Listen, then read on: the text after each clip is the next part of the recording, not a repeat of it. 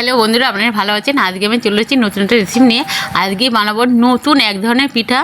তো আপনারা দেখতে থাকুন, অবশ্যই ভালো লাগবে আর দেখে অবশ্যই আপনাদের বানাতেও ইচ্ছা করবে। তো আমি এখানে কিছুটা ময়দা নিয়ে নিয়েছি, আপনারা আটা দিয়েও করতে পারেন।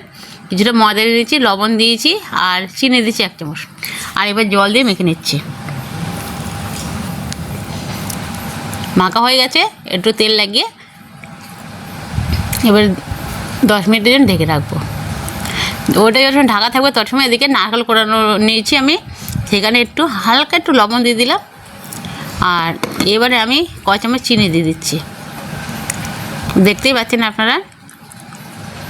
এবারে আমি কিছুটা গুঁড়ো দুধ দিয়ে দিচ্ছি।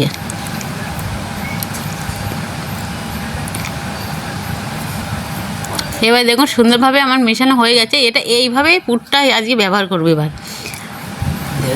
এবারে যেটা মাখা ছিল দেখুন কতটা নরম সফট হয়ে গেছে। তো এবার আমি এটা বানানো শুরু করব। আটগুলো মেখে নিয়ে লম্বা করে নিয়েছি, নিয়ে এবার এটা ভালো করে মেখে নিয়েছি, নিয়ে এবারে লিচি কেটে নেব। এবারে আমি এখানে একটু ময়দা নিয়ে নিয়েছি, এবারে বেলে নেব। আপনারা চাইলে ময়দা দিয়ে বেলতে পারেন বা ময়দা না দিয়েও বেলতে পারেন। আর আটা দিয়ে বানালে তো আটা দিয়ে আপনারা করতে পারেন, সেটা আপনাদের যেমন ভালো লাগে সেইভাবে করবেন। তো আমি বেলে নিচ্ছি। এবারে আমি এখানে একটা ফিজ্জা কাটা নিয়ে নিচ্ছি, ফিজ্জা কাটা দিয়ে কেটে নেব। একটু সব দিক থেকে সমান করে কেটে নিতে হবে। তো কেটে নিয়েছি। এবারে দেখুন চাদরের মতো আমি উল্টে নিলাম। তো এক পাশে একটু ইয়ে আছে, তার জন্য বেলে এবার ঠিক করে নিলাম। এবারে এই পুরটা দেবো, কিন্তু নারকেল কোড়া দেবেন আপনারা, তাছাড়া চিনি মাখিয়ে দেবেন। কিন্তু এই পুরটা কিন্তু খুব অল্প দিতে হবে, খুব বেশি দেওয়া যাবে না। এই দেখুন আমি নারকেলটা খুব সুন্দরভাবে কুড়িয়ে নিয়েছি। এবার এতে গুঁড়ো দুধ তো দেবো হয়েছে, তো ওদের খেতে অনেক মজা লাগবে। তা কত সহজে দেখবেন বানিয়ে নেওয়া যায়। এবারে আমি একটা বাটিতে অল্প একটু জল দিয়ে আর কিছু ময়দা দিয়ে একটু আটা গুলে নিয়েছি, ময়দাটা গুলে নিয়েছি, আটা বানিয়ে নিয়েছি। তো এবারে এটা এইভাবে দেবো যাতে তেলের দেওয়ার পরে যেন খুলে না যায় এটা, তার জন্য আমি। আর এবারে হাত দিয়ে এই যে ভেতরে পুরটা দেওয়া হচ্ছে একটু চেপে চেপে দিতে হবে, যেন একদিন উঁচু হয়ে না থাকে। এবারে সব জায়গায় এই আটা মাখিয়ে নিয়ে আবার ডবল করে ঘুরিয়ে ভাঁজ দেবো। এই দেখুন আটাটা করে নিয়েছি। এটাতে আপনারা দেখলে একবারে বুঝতে পারবেন। সব কিছু তো আপনাদের দেখাতে গেলে অনেকটা সময় লেগে যায়।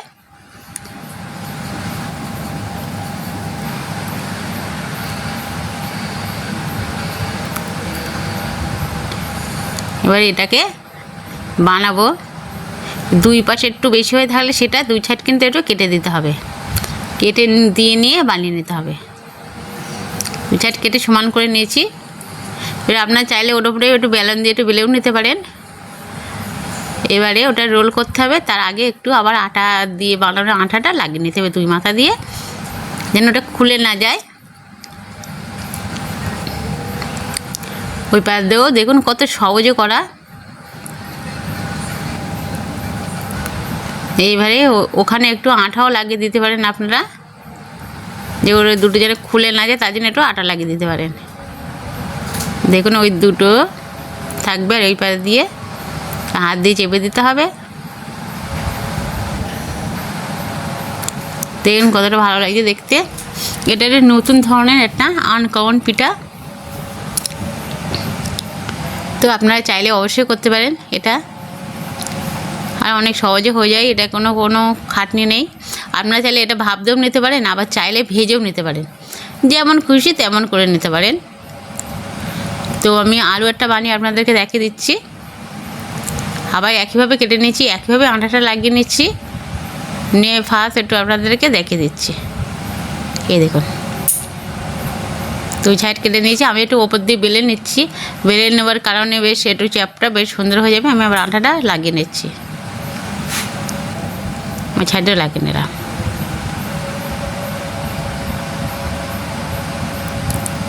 তেলে দেওয়ার পরে যেন খুলে না যায়, তার জন্য আমি এটা এইভাবে করে নিলাম। দেখুন কতটা সুন্দর হয়েছে। তো এইভাবে বাইগুলো সব বানিয়ে নিচ্ছি। এই দেখুন এখানে আমি 6টা বানিয়ে নিয়েছি, 5টা বানিয়ে নিয়েছি। কতটা ভালো লাগছে দেখুন। এইভাবে বাকিগুলো সব বানিয়ে নিচ্ছি। দেখুন বন্ধুরা আমার সবগুলো বানিয়ে নেওয়া হয়ে গেছে। এই যে এবারে আমি আজকে ভাপ দেবো না, ভেজে নেব। তো আপনারা চাইলে ভাপ দিয়ে নিতে পারেন। আমি এখানে তাওয়ায় তেল দিয়ে দিয়েছি, তেলটা গরম হয়ে গেছে। এইগুলো একটু গরম অবস্থায় দেবো, একটু পরে একটু গ্যাসের জোরটা একটু কমিয়ে দিতে হবে, একটু আস্তে আস্তে ভাজলে যায় ভেতর থেকে মচমচে হয়ে আসবে। দেখুন একবার আমার ভাজা হয়ে গেছে, তুলে নিচ্ছি। তো বাকিগুলো আমি একইভাবে ভাজা করে নেব।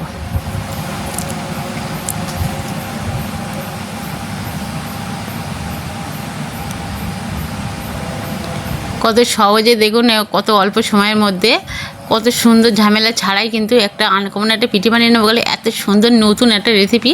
এটাই এখন যে যুগ চলছে সেই যুগের হাওয়ার তালে কিন্তু এই রেসিপিটা কিন্তু অনেক সুন্দর হয়েছে আর অনেক ভালো হয়েছে। দেখুন কত সুন্দর একটা কালার এসেছে। তো সব ভাজা হয়ে গেছে। তো আপনার যদি অবশ্যই ভালো লেগে থাকে লাইক কমেন্ট শেয়ার অবশ্যই করবেন, সাবস্ক্রাইব করে দেবেন আর একটু বেশি বেশি করে শেয়ার করে দেবেন বন্ধুরা আপনারা।